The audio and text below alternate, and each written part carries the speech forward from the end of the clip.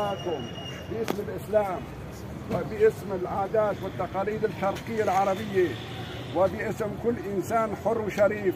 عفريت تناديكم وتقول لكم كفى كفى. هاي إنجازات، هاي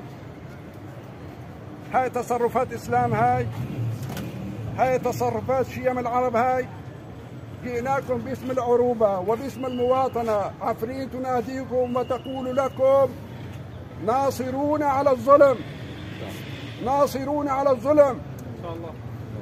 واكثر من هيك ما بنحكي. جزاكم الله كله خير، مشكورين كبير صغير، الله يعطيكم العافيه. ابشر بالخير ان شاء الله. ابشر بالخير، ابشر بالخير ان شاء الله. ابشر بالخير. يا احبابنا، قبل ان نؤدي صلاه الجنازه ردا وتعقيبا على كلام الحاج، نقول ونمتثل حديث المصطفى صلى الله عليه وسلم: انصر اخاك المسلم ظالما او مظلوما.